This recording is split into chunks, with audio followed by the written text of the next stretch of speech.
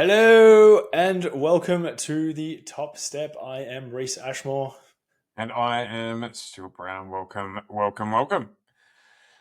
Episode 13. We are officially a teenager. We've gone from preteen into teenager, so expect us to not give you a lot at all for the next 5 shows. If you had been expecting us to give you much anyway, we'll be off with our mates doing our own thing. Bruh.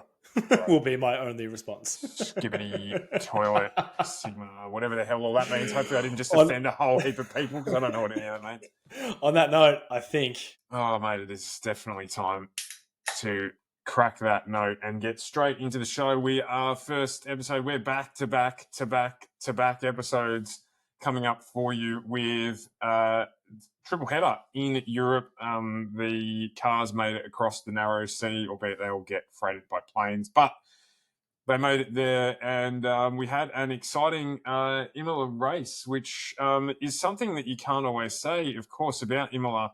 One of the older style circuits, and with, of course, the stretch limousines that they run around in these days, not all that conducive to a lot of on-track action. But this week, I think probably a more exciting race, certainly than Miami. yeah. But yeah, I thought it was pretty good. This is one of my favorite races, if I'm honest. Just the whole there was no one running away with it by 20 seconds up the road. There was lots of action. There was lots of passing, which again isn't something that we usually say about this track at all, especially with what you said about the stretch limousine. So no, I was very, very good race. Yeah, I think they got it right, which is good, but we'll talk about why they got it right in a minute. As always, just kicking the top of the show off by thanking everybody for their support on our socials, going absolutely bonkers. We made a decision as Reese just breaks everything in his study.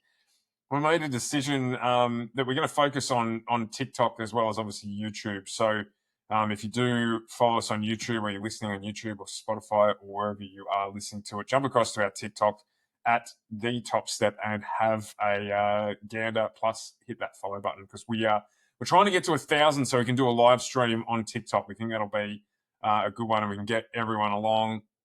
I've been doing some planning in the 2 nanoseconds we've had spare today about some of the things you want to do on the show. But yeah, so jump across there and hit that follow or subscribe, or whatever button it is on TikTok, and yeah, give us some support there. But there is a lot to cover tonight in this very short show, Reese. I want to kick things off by starting you down the line of Colapinto. We're going to remain respectful on this show as opposed to the entire nation of Argentina, who can't seem to manage it by abysmally jumping on and abusing Yuki Tsunoda this time for apparently blocking Colapinto, albeit the shoe was on the other foot. And to Colapinto's defence, came straight out and said that none of that sort of behaviour belongs in Formula One, which we absolutely love because we don't want any of that crap. But what did you make of his return to the? We'll get to your ratings, but what did you make of his return in the Alpine? Not what I was expecting at all. Obviously, I had him as the biggest mover. I thought, or was it movie biggest mover or Surprise packet. Surprise packet? I had him. You could have won that still. I could Really? have. I mean, I'm sure that the Alpine mechanics were surprised. Very surprised. But I didn't, I thought with the prep work that they would have put him through, and obviously what they saw in testing and in the sim and everything like that, getting him in for doing it would have been completely different. Understanding that stacks are going to happen, and unfortunately, look at Yuki. Much more experienced driver, and still had the stack. Luckily, he's okay as well. But again, not what I was expecting, especially not with what they were coming out with and what they were expecting from him to replace doing. I was pretty disappointed, and it really just confuses me overall again as to why they've done what they've done. And again, Sky Sports, I didn't get time to check into this properly, so if you're going to sue us, then send the letter my way. But I saw on the qualifying coverage that when Colapinto crashed, they then showed a picture of Jack Doohan walking through behind a pit smiling. And I heard Brundle say that, because they questioned it, and I heard Brundle say that was live images of him walking through pit lane smiling, and I just don't believe it. I don't believe that was immediately after Colapinto crashed the car for exactly the same reason, that there are no Formula One drivers on the grid who would be that malicious to hope or to smile at the fact that another driver crashed the car, even if they knew they were okay. Yeah, no, absolutely. And I was about to say, like, it's not even, it wasn't even like the smiling. He may have, it might have been completely live and they've panned to him, but he's also, back to a reserve driver doing media stuff. So when a camera's pointed at you, what are you going to do? Of course he's going to Like, smile. he's walking. He doesn't have a screen in front of him. He may not have even known what had happened. He wasn't sitting in the pit lane with the headphones on like we see the reserve drivers doing, watching over everyone's backs, watching the screens, watching the timing boards and things like that. He wasn't doing anything like that. He was walking towards it. So whether or not it was live, great. But secondly, I don't think he would have had the information that he had. And thirdly, if he did, the smile wasn't directed. I can't see the smile being directed at Colapinto at all. No, neither. No, I And, think it's just opportunistic journalism. I think is probably what and it was. with everything going on, there doesn't need to be any fuel on that fire whatsoever from anywhere. We've had the threats coming in from Colapinto's fans. We've had Jack having 24-hour security for him and his family. There doesn't need to be any Drive to Survive style I was drama about to say. created from Sky Sports or Fox Sports or whoever it was or the Formula One TV director, whoever you want to call it, that put it together.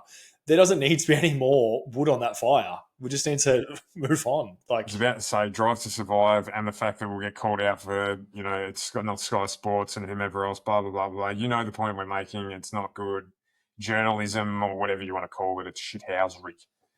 Is what we would call it. So anyway, we move along from that and talk about qualifying in general. Obviously, Yuki started things off with a bang, unfortunately, at Tamburello again. Obviously, a corner that needs no introduction whatsoever.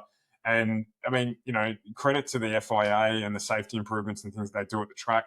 A horrible-looking incident if you watch it, and, he walks away from it. He just doesn't even hobble away. He just walks away like he's just gotten out of it from getting Sunday milk. Like, yeah. Yeah, and pretty innocuous. He got, I think he got up onto the sausage curb, or he got up onto the curbing and lost traction, obviously, and off he went, but just got caught up in that tire wall. But, a lucky incident that he got away from, and, credit to Red Bull. Obviously, these organisations are at the pinnacle of motorsport, it goes without saying, but managing to get the car back together. I was waiting to hear that wasn't going to be repairable and he wouldn't be on the grid on Sunday, but they got it done.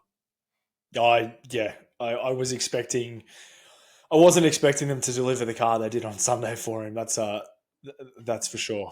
No, absolutely, and I guess you don't get to be where Red Bull are in their 400th Grand Prix without being able to get all that stuff back together. So that happened, and then obviously at the tail end of Q1 as well, after that delayed red flag period, we had the Colapinto incident, which happened with about 30 seconds or so, I'm going to say, to go before qualifying finished. Now, we spoke about this in one of our early shows about the impact of red flags in that tail end of any of the queues and what it cost people. And what we saw this weekend was Ollie Behrman. In fact, we saw it right up to the start of Q2 where they were still trying to work out if Ollie Behrman had got in and his lap had counted, or if it was my mind slips. No, it wasn't Colapinto. No. If it was Bortoletto, who had got through in the stake F1 Sauber, and they finally made the decision. But the whole impact of that red flag meant that when everyone left their lap until, as they normally do, the last 3 minutes of any of the queues, that it didn't count. So I wanted to throw at you the suggestion and get your feedback of if a driver is red flagged, and I'll say it, if a driver causes a red flag in the last, say, minute, 2 minutes, maybe 3 minutes of the session, is it reasonable for that driver's lap to be excluded completely, as in any lap they've done to be excluded completely, and they drop to the bottom of the grid? And if so, how do they deal with restarting that last 3 minutes? Does no one's lap count from that period? Does everyone's lap count? How do we address this? I guess is a simpler question, so that drivers who leave their lap until the end, and the answer might be that we don't. That's the risk you run. Or is there some other solution to stop that from happening again? I think they've still got it this way because it is the risk that they run. They look at track, the way that the track develops and the way the track comes in and the grading and the more rubber down, everything like that. So there's obviously more grip near the end of the end of the sessions. While we see a lot of people running that risk in Q3, when they wait and they just do one hot lap. So it's, all the tracks as improved state as it can be. But I can't see how someone who has put in a fast lap and then binned it on the next one, that lap counts going forward when they're not then able to participate in that following quali session. So if, for example, Colapinto, I think he started 15th. Yep, he did. In my head, in my brain, whoever qualied 16th in Q1 then gets promoted if they're able to drive, and the person that's out because they're no longer able to participate in qualifying goes to the back. That's to me, that's a pretty simple sort of thing. Yeah, I think that's a good suggestion. I mean, it doesn't stop the issue that happened to anyone that just missed out. I mean, Ollie ended up starting, I think, 17th to 18th, so it didn't fix his issue. And I guess if we went back and looked at the numbers, is there a thrill in that last 3 minutes? Does a lot change? Well, in Q3, probably not. Q2, yeah, but in Q3 at the moment, there's not really a lot of fluctuation between who's in the bottom and who's not. But I don't think there's any perfect solution to it because I can't keep restarting the session every time there's a red flag. No, because there's 10 seconds to go. Qualifying will go for a week. But I think your suggestion's right. Like if you cause a red flag, your lap time's deleted, and whoever is the driver next gets promoted. So if you do it in Q3, then the driver that finishes 11th starts 10th. Yeah, and because especially when there's massive damage and when they have to take a new power unit or a new gearbox, and when we get later on in the season, when everyone's done their allocation of parts, they get demoted to the back anyway. So all they've really done is then they can go and do whatever they want to do, put the fastest lap time down and say they've been it in Q2. It's like, cool, well, I'm going to put a new gearbox in. I'm going to do that because I'm going to do a 10 place grid penalty, but I'm actually was second. So now I'm going to get a 10 place grid penalty. So I'm starting at 12th. But I've sort of taken that opportunity away, whether it's being on track, whether it's just is sort of existing around the other drivers, hindering in any sort of way, then cool, just get it out. Drop to the back and just promote the next driver. So do you think then off the back of that it should be that any PU change or any significant mechanical change to the car should be back of grid? Yeah, it depends. So that's where it gets a little bit grey area to me because it's obviously if you're driving and a gearbox just stops working, it's not really anything that you've sort of done there. But if you've crashed and then you've had to do a significant sort of change, absolutely. Interesting. I think, but obviously that's why they've got the allowance, I guess, to stop. Like today we saw 2 DNFs due to unknown mechanical reasons. Yeah, I mean, I guess that's what they've got to probably try and keep working through to keep things exciting. So the other thing that I was amazed about, actually, there are a couple of things that were very, very interesting out of qualifying. Obviously, Aston Martin, out of nowhere, just delivered some upgrades, and both drivers had the same upgrades. So just before we skate across that, I just want to make the call as well. They must also be listening because I've been saying for weeks that they either need to upgrade the cars or tell the drivers that they're going to focus on next year, and they delivered just that for qualifying. So thanks for the listen, Stroll. Well, I mean, this is the Newey factor. I mean, they say he's not there, but surely he'd be walking past on his way to the lunchroom and just be like, "Oh, really? Tapping someone you've drawn, tapping someone on the back, going." And or like in what's it called, the movie with Matt Damon, where he just suddenly solves the maths equation in the middle of the night that nobody can solve. Yes. Yep. Is it Beautiful Minds? It might be. Anyway, whatever movie that is, where he just solves the maths equation while no one's looking. I reckon Newey maybe he's come in at night and just gone, nah, that's rubbish. He's Let's rub that out. Just sitting there screaming, "Do you know how easy this is for me?" Yeah. And then there's Abel Seaming in the morning going, what the fuck? I didn't draw that. Anyway, it looks pretty good to me. Here you go. This is what we've done. This is what we're building. And anyway, then they go bang up into the top highest qualifying result for them, P5 for Alonso. I think since China last year or something like that. China a year before. But it's been a while. So impressive there. But what makes it more impressive is how congested, if they get that speed in a race, how congested it is for everybody from fourth backwards. So, obviously, big news with Ferrari really underperforming at their home Grand Prix in terms of a qualifying effort with Lewis and Charles 11th and 12th. What did you make of that? I saw both Williams ahead into Q3, mate, and saw two Ferraris out in Q2. So, yeah. You must have been salivating, dribbling, whatever you want to call it, at the fact that at the back end of Q2, Carlos Sainz was on top of the order. Oh, man, I got so excited. Did you just pause it there and say, oh, that's it? That's the grid for tomorrow? Yeah, I screenshotted it, just took it away. It was a good time. The one that surprised me the most was Pierre Gasly managing to haul that thing up into the top 10. I think he's just trying to get away from Alpine at this point, just trying to drive away from him. I still purport that that's probably just luck. He's not a great driver, and that is not a great car. But it does also show with Colapinto going into that thing as well that it's just a lump. So he got into Q3 for the second time this season, so that was a good result for him. Isaac Hadjar, Mr. Consistency, he has not missed Q3 yet. Okay, yeah. Even in Australia, he made Q3. He just obviously did on the warm-up lap. So, consistency for him, still, I think, probably outperforming. And I saw again some people who need to remain quiet, suggesting that maybe he should jump into the second Red Bull car. No, leave him alone. Shut up. Leave him alone. Leave Isaac alone.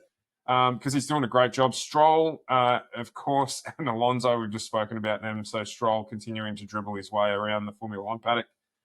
Norris in fourth, underdone again in that he came out and admitted it again himself, which is really refreshing for him. I think Lando's improving, but just saying he just can't get that second lap that everyone does in Q3. His is always slower. So I don't know if maybe he's pushing harder, and because of that, he makes the little mistakes.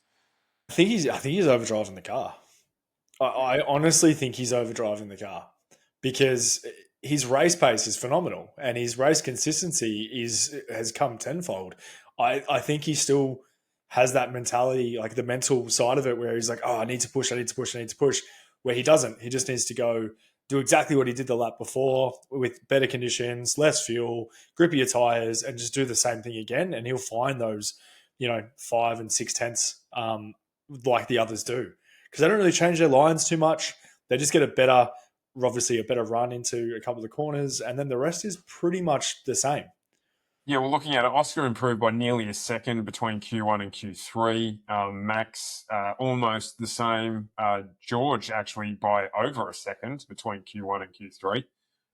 And Lando by just under a second. So, I mean, his pace is there, just obviously just can't quite get that little bit. And when we're talking about a little bit, we're literally talking the click of a finger between all of them. So there's such a fine margin, in qualifying. But and then obviously George in third, another great result for him, doing wonders in the Mercedes. Max second by the narrowest of margins to Oscar first, of course, who you tipped to take out pole position.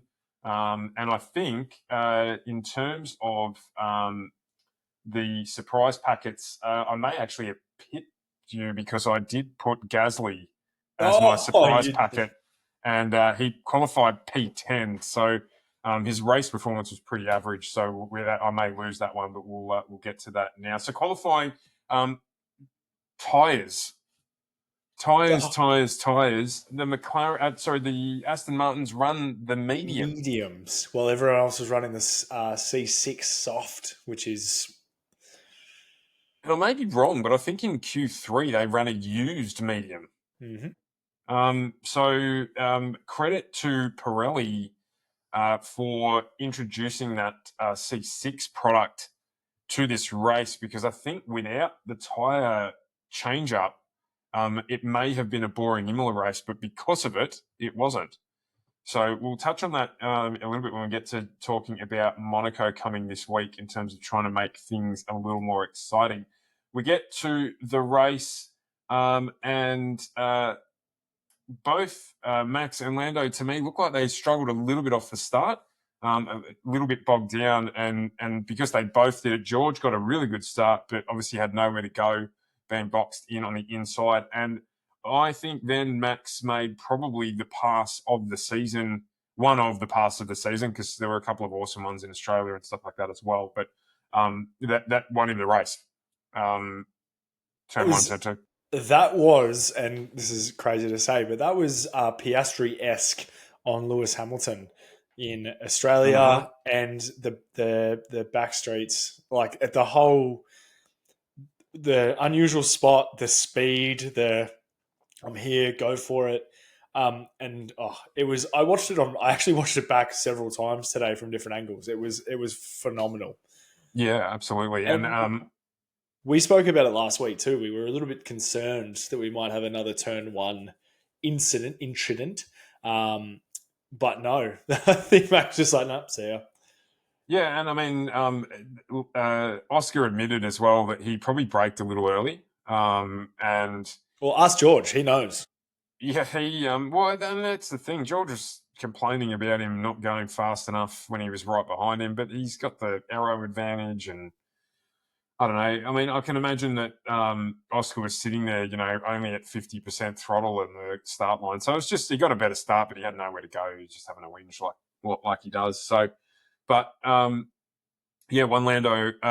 Oscar will probably remember and try to avoid happening again. But all credit from him to Max as well for the start. Max then buggered off into the distance and was able to avoid any DRS issues.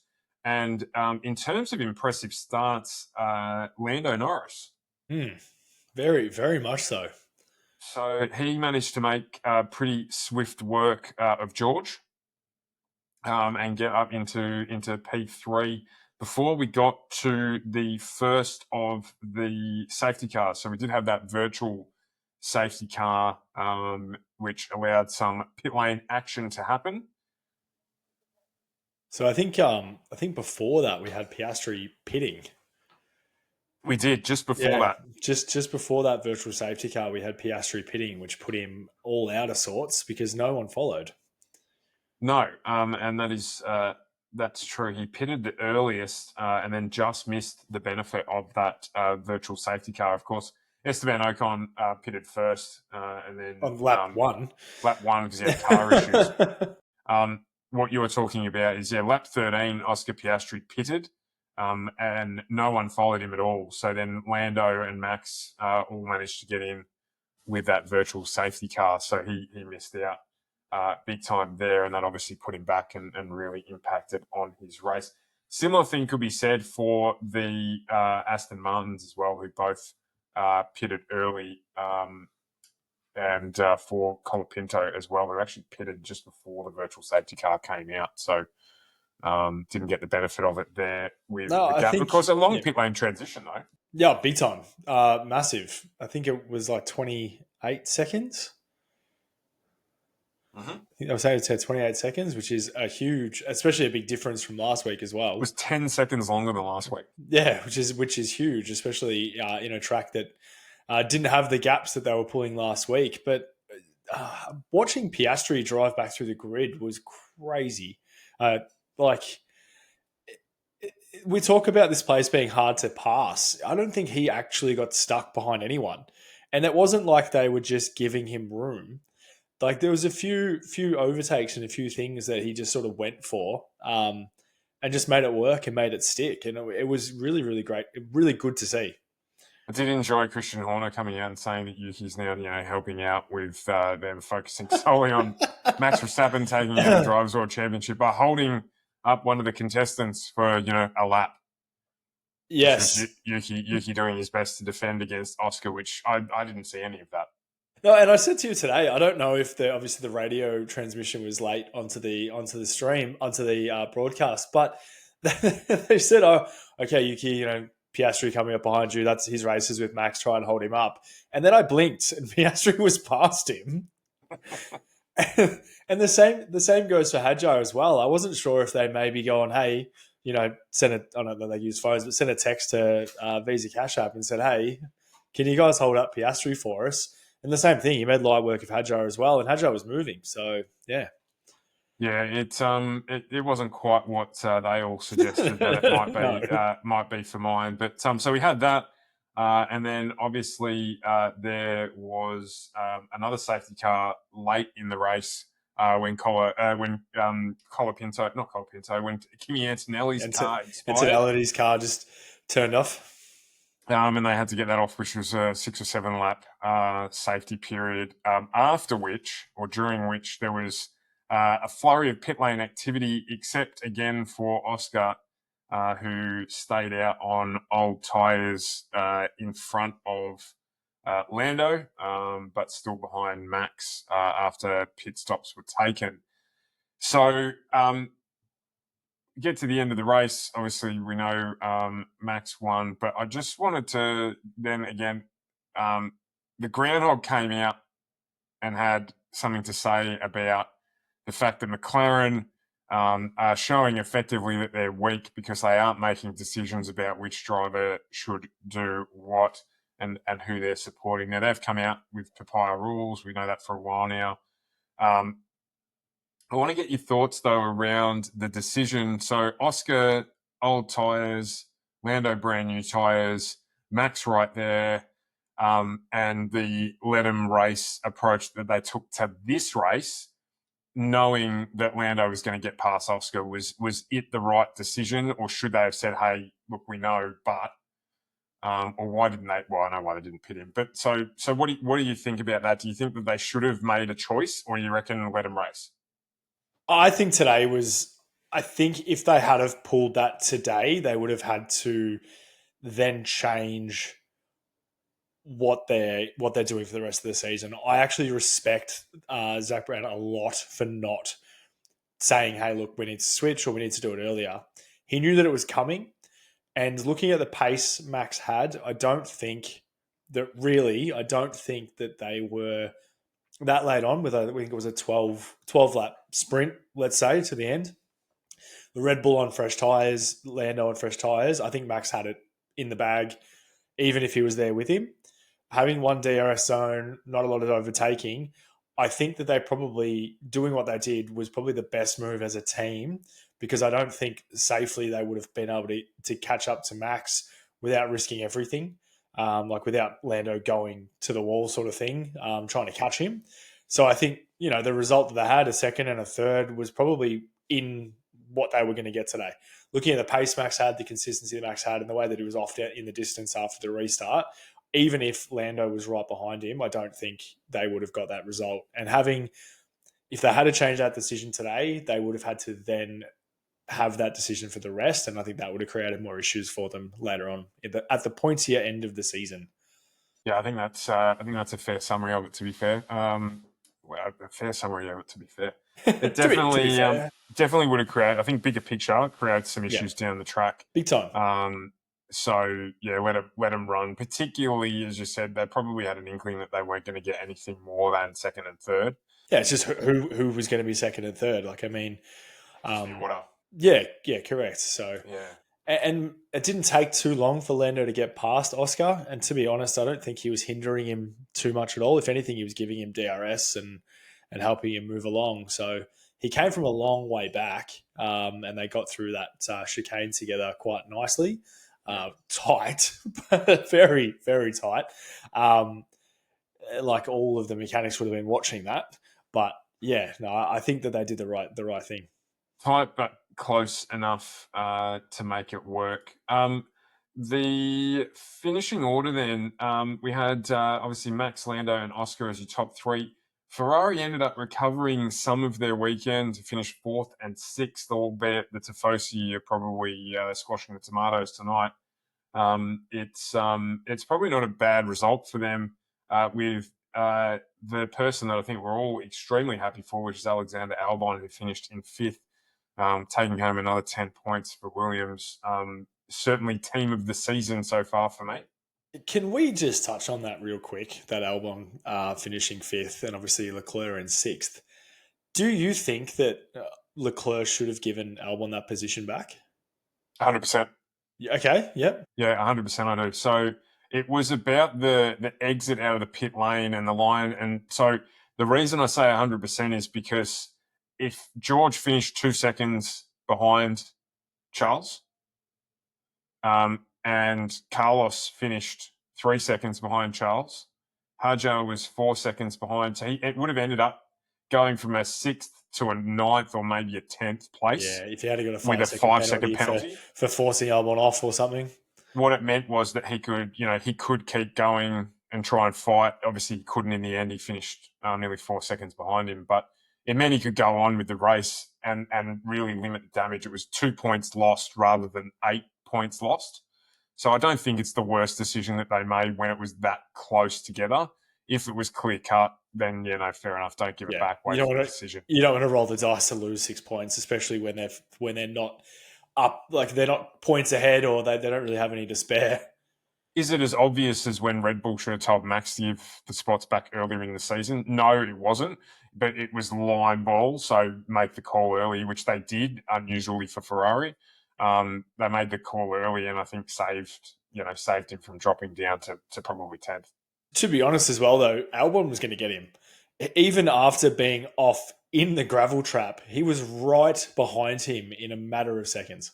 Yeah, no, he was. And the Williams, I think, is certainly, when you look at it, you've got Williams, Ferrari, George finishing there, Williams, and then, so the Williams and the Ferrari are neck and neck at the moment.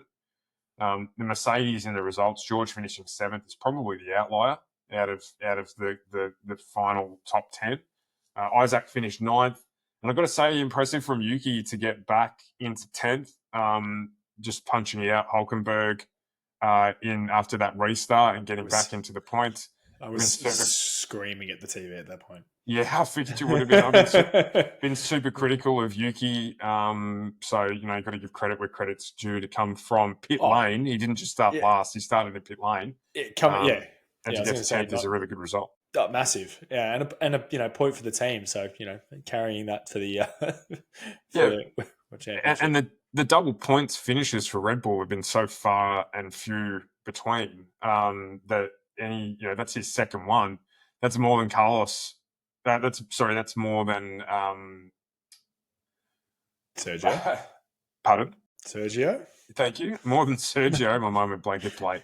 More than Sergio managed to do last season as well. So not more by physical numbers, but Sergio hadn't done it for quite some time in the tail end of last season. So a good result for him. Fernando, disappointing not to get into the points, but promising for this. Remember as well, we've got reg changes coming up in Spain. So this is the last race coming up at Monaco in the current reg format.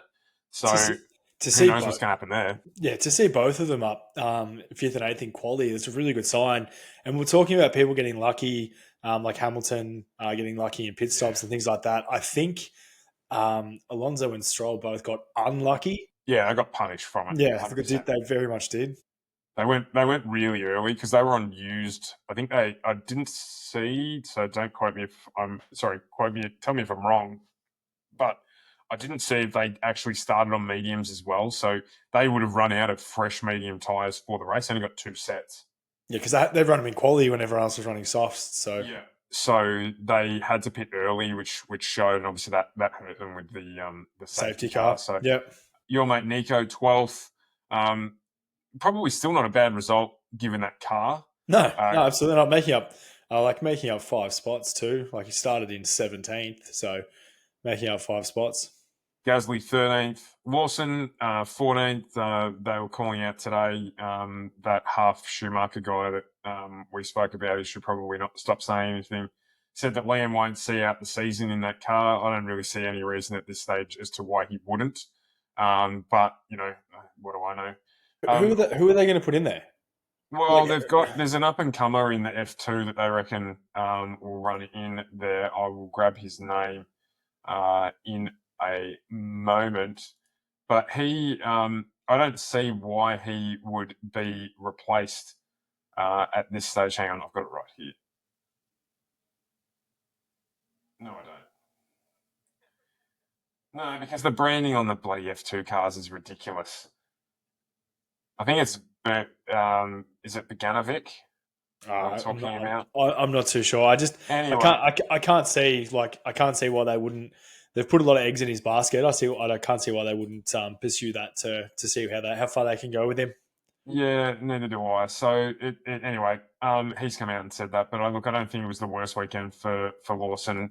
He's still just building, so we'll see how he goes. Lance finished 15th, Colapinto in 16th, Bierman 17th, Bordello 18th, and of course Kimi Antonelli and Esteban Ocon, the only 2 DNFs, mechanical DNFs as well in a clean race. Really, really weird ones as well. Usually when we see like a mechanical DNF or an electronic DNF, like the steering wheel will be off or the engine will cut out or they won't be able to get into a gear. But Ocon was driving. It just didn't have any drive. I was going to check. I don't remember the last time Mercedes had a mechanical DNF. I really can't remember the last time. I mean, I'm sure there was one that everyone will be like, oh, yeah, it was 3 races ago and I've just forgotten. But it's been a long time. I mean, talking about reliability, it's kind of like the Red Bulls. The last time I think they had a mechanical DNF was when Max's brake exploded in Australia 2 years ago. So, like, talking about teams for reliability, unusual for them to have a power unit. What I'm assuming was a power unit failure by the way it sounded. But disappointing for Kimi in his home Grand Prix because he was born, I think, in Bologna. So, yeah, disappointing for him. But, he's had such an awesome season so far. There's going to be some downs for him, unfortunately, and he's got plenty of time left. And that's not him in any way, shape, or form. That's just roll of the dice. It happens to the best of the best. But yeah, all his schoolmates were there at the race as well. Toto brought all his schoolmates out because he couldn't be there, so that was pretty cool. I also thought it was ironic that he DNF'd on lap 44, given that the car that he was in last year used to be car 44. But that's just the tinfoil hat side of me getting. I'm going to send it to your place, mate. Getting the better of me, but I think for those of you who don't know Imola, this is the last year it's on the calendar for the moment, and I think disappointing. I think there's other tracks that certainly last year and at the start of this year have produced far more boring races than we had this morning or last night, depending on when you watched it. Oscar came out and said as well that from a spectating point of view, Imola might not be the flashiest race, but I think we had some good passing, good racing, all that sort of stuff this week. So differently with the tyres and things like that. But he said, as a Formula One driver, the experience of a Formula One car around there is one of the best racetracks. So, and obviously the heritage of it as well. It's difficult to chop and choose between them, though, when you've got Monaco as the other sort of race. But they're also looking at rotating Spa off their calendar and Zandvoort. So, yeah, there's some interesting choices coming. Yeah, and we're going to do some work around that, and then we'll have some more on that in a couple of episodes' time for you. But yeah, definitely one for mine that it is a shame that it's going off the Formula One calendar for exactly that. I'm a traditionalist by any stretch of the imagination, and losing these sorts of tracks from Formula One in place of commercially chosen street circuits in one particular country in the world is, for mine, an indictment of who's going. Especially when, obviously, Monaco, we're going to Monaco this week, is a prestigious Formula One race. But obviously the size of the cars and everything like that has changed the competitiveness of the track. But they're going to keep that because as a historical racetrack, you couldn't get rid of it.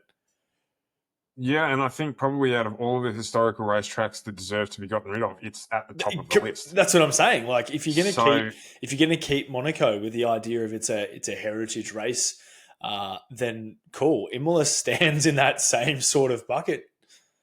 yeah, and why Spa isn't on the list is on that rotation list is beyond me. But we don't anyway. We'll have that for a future show. But speaking of this week, Monaco, as you mentioned, so we've got back races.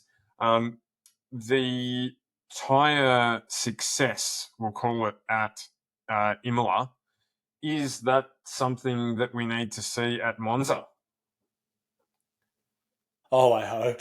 We spoke in jest this morning about having the entire race of Monaco on the super soft tyre as a way of trying to generate some sort of race out of it, but otherwise it's going to be a qualifying procession. But if Pirelli have got something up their sleeve that can give us borderline performance of, a few laps good, a few laps bad, and then the tyre returns, then maybe we can make something out of the race this weekend. Absolutely. I still Remembering it's already a compulsory two-stop race. Yeah, I was going to say, but I feel like even it will still just become a procession behind people whose cars have turned off because they can't get around them anywhere. Well, speaking of that, one thing that might help stop it being a procession is the weather. And our weatherman from last week had sent me through a report because, of course, he's traveling between on his yacht. So he sent me a weather report of the track, which I'm going to just pop up now. I haven't watched it yet, so we'll have a look at what the weather's doing. So I haven't looked at the report just yet, so...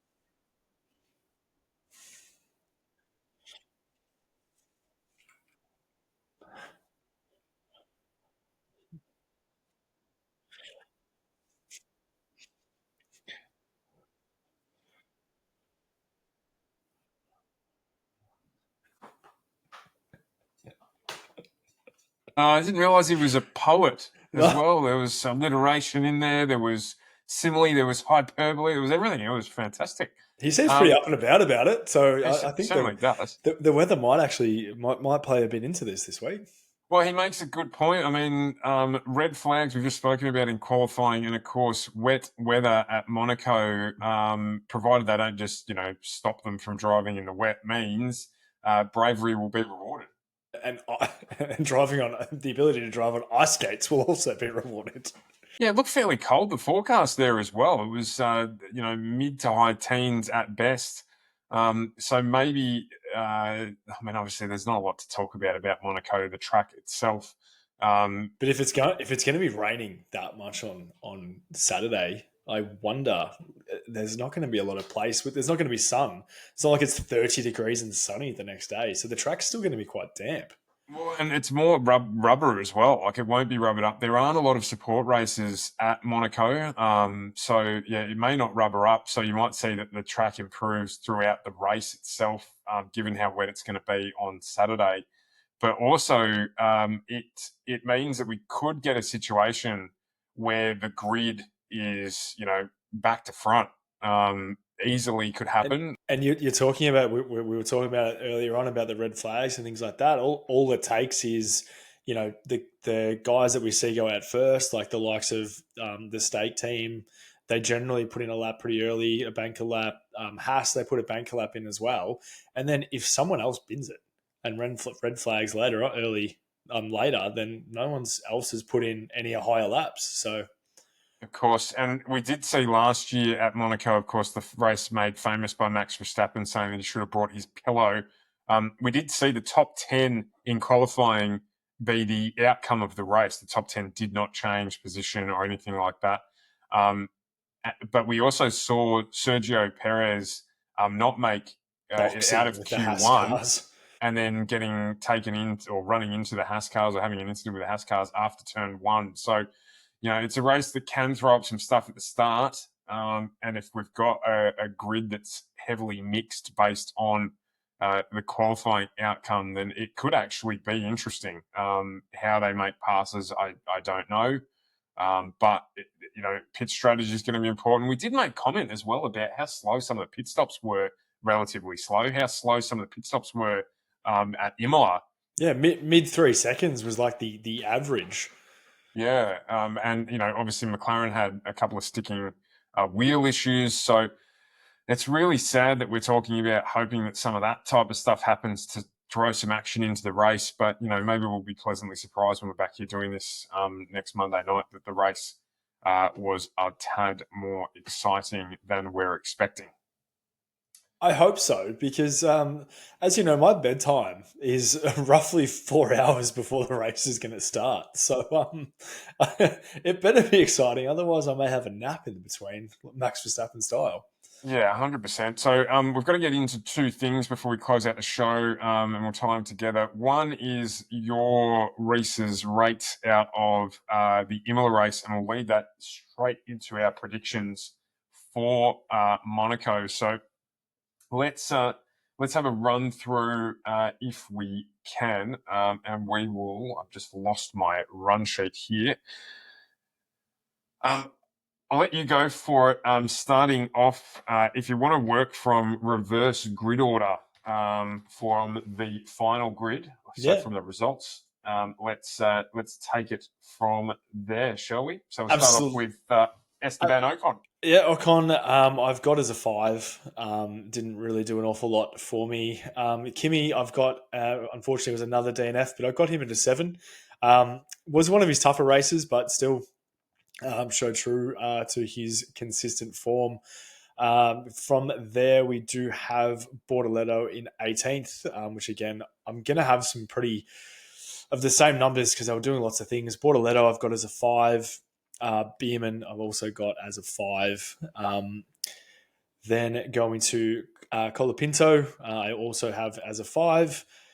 And Alonso, I've gone quite harsh on Alonso and Stroll. I'm going to say that now, but I was expecting a whole lot more, and I know that they got unlucky. But I've got Alonso as a 7 and Stroll as a 5, but that's a little bit out of order, so let's go backwards a little bit.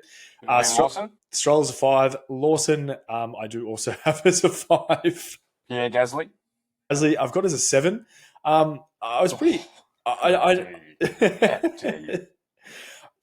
I was pretty impressed with his, and this is sort of terms of expectation, like we were talking last week, expectation versus reality. I was expecting not a lot from him in terms of qualities, so seeing him starting where it was. He ended up in the gravel and sort of recouped a little bit, so I've got him as a 7. The Hulk, I've got as a 5. Even though he made some good ground, it wasn't passing and things like that. It was more luck, to be honest. From there, I've given Yuki a 10. wow. I've given Yuki a 10. That surprised the absolute hell out of me, to be honest. Starting P20. Out of me as well. Yeah, starting in P20. Starting in pit lane. And then coming out, and obviously there was some luck there, but there was some genuine passes. There was some consistent speed. So I've given Yuki a 10. There's also that one lap that he held up Oscar Piastri, so... Yeah, that he did so much to hold him up there. Absolutely. Hadjar, I've given Mr. Consistency. I've given him an 8. Yep. Sainz Junior.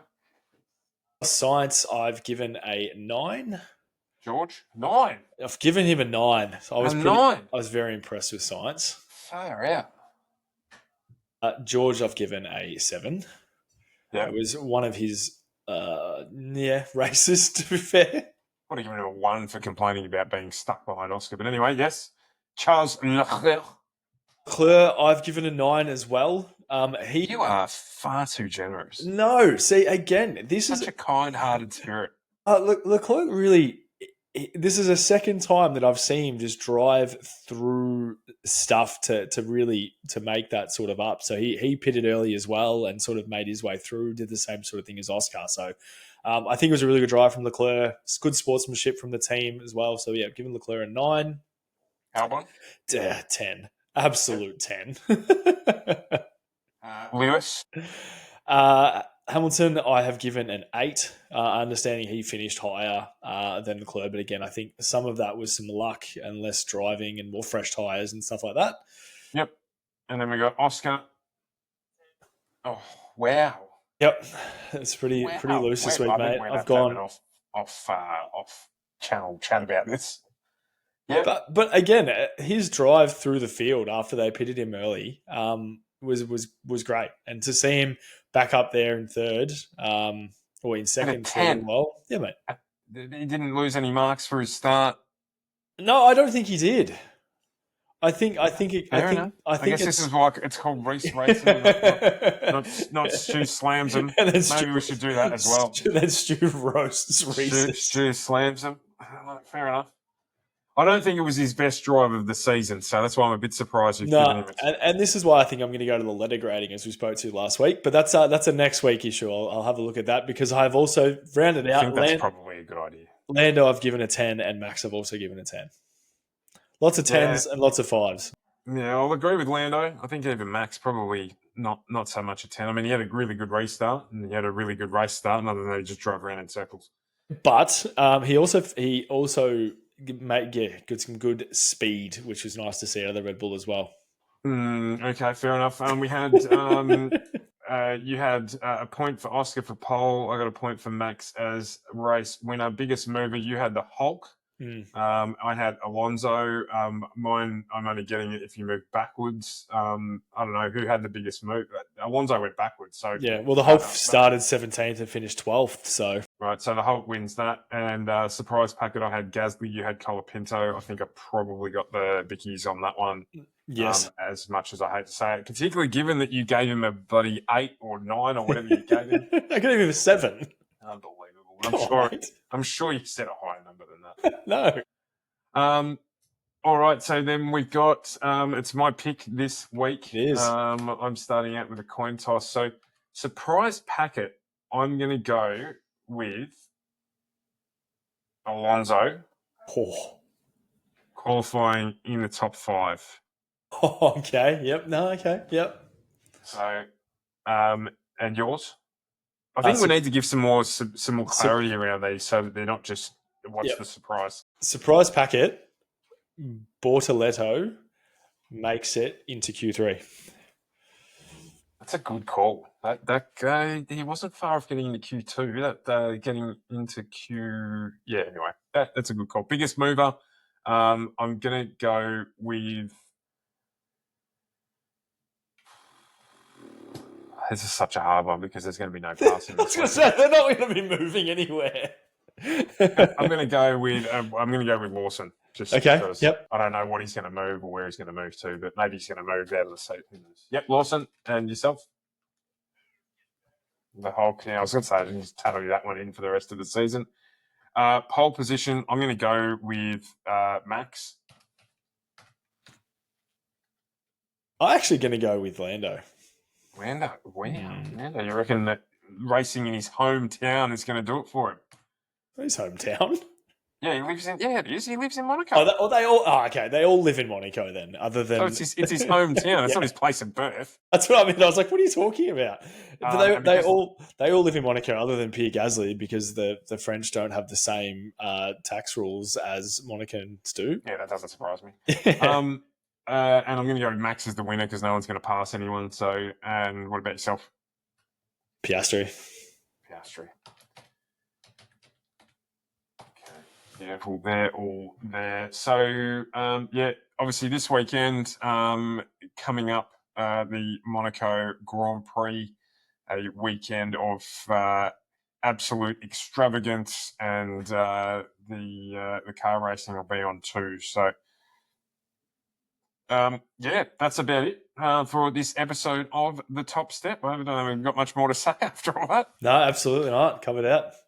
We'll be back next week with the post Monaco pre Spanish Grand Prix show. We'll have a rundown of the regulation changes that will come into effect in Spain, and hopefully that's going to throw up some interesting changes in the top 5 or so drivers as well. But we'll wait to see what happens out of this weekend. Pray to the weather gods that they make it a little bit interesting at Monaco. And it doesn't just get red flagged and we'd end up with qualifying on Sunday morning or something silly like that, like we've seen in the past. Yeah, absolutely. George Jolinton will be on his yacht watching, so he'll be praying to the weather gods. Absolutely. So, as always, thank you for joining us. As we said at the top of the show, we are trying to grow our following, particularly on TikTok and YouTube. So if you're listening on Spotify or you're looking at something that we've done across those channels, please jump on board and give us a like or a follow. Really appreciate it. Drop your comments in. We are going to have a look as well at answering some of those comments or the best comments of the week in our next couple of shows as well. So if you want to get involved in that, make sure you drop a comment on TikTok or whichever platform you're looking on so we can get you involved in the show. Get on it. Get on it, mate. That's it for another week. We are the Top Step. I'll get the numbers out, the names out, whatever it is. I am Stu. I'm Reese. Signing up, and we'll catch you next week. Thanks for watching.